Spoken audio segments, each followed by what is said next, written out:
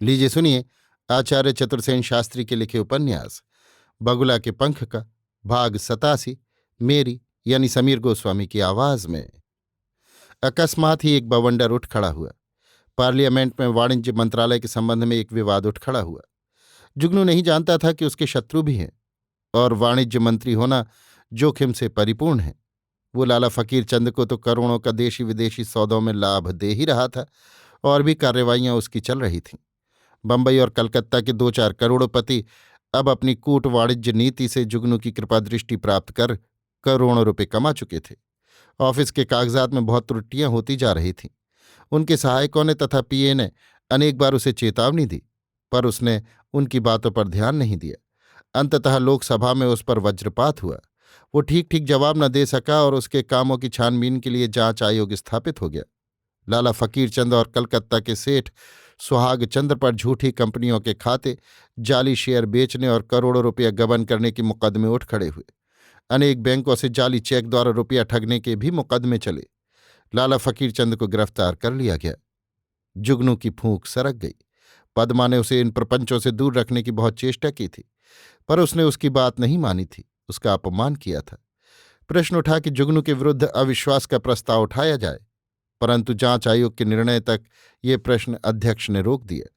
पर सारे शहर में लाला फकीर चंद की गिरफ्तारी की चर्चा फैल गई। परंतु लाला फकीर चंद अपने मामले में पूरे चाक चौबंद थे। उनके यहाँ तलाशी में एक भी कागज उनके विरुद्ध नहीं मिला। उनके बही खातों पर आयोग ने कब्जा कर लिया था, परंतु बही खाते ही बनिया लोग गलत लिखेंगे तो लाखों का ब्लैक कैसे करेंगे। अतः जो कुछ भी गड़बड़ी का प्रमाण था वो जुगनू के कार्यालय में। एक बार तो जुगनू घबराया। फिर उसने अपने एकमात्र मित्र नवाब से परामर्श लिया। दोनों मित्रों ने गूढ़ परामर्श करके सब बातें तय कर लीं। जांच आयोग की कार्यवाही आरंभ हो गई। आयोग के सदस्यों ने सर्वसम्मति से मिलकर कागज पत्रों को काबू में करके सील मोहर बंद करके अपनी कस्टडी में रख लिया। परंतु जुगनू दृढ़ था, शांत और गंभीर था। लोग उसकी शांत और निरुद्वेग वृत्ति को देखकर आश्चर्यचकित थे। कुछ कहते थे वो दोषी है, कुछ कहते थे निर्दोष है। जुगनू इस संबंध में न हितैषियों से बात करता था न विपक्षियों से। सबकी बात सुनकर वो केवल मुस्कुरा भर देता था। कल जांच आयोग सब कागजात की जांच करेगा, जुगनू से जिरह होगी, पूछताछ होगी। और आज रात को अकस्मात ही ऑफिस में आग लग गई। बहुत यत्न करने पर भी सब कागजात जलकर खाक हो गए। अखबार वालों ने शोर मचाकर आसमान सिर पर उठा लिया। बहुत बहुत झंझट हुआ, पर जुगनू का कोई अपराध प्रमाणित नहीं हुआ। लाला फकीर चंद भी साफ छूट गए।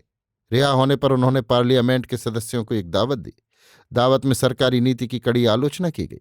देश के सच्चे एकनिष्ठ सेवकों की छीछा लेदर करने की निंदा की गई। इस प्रकार जुगनू नवाब के सत्परामर्श से इस आग में तपकर खरा सोना प्रमाणित हुआ।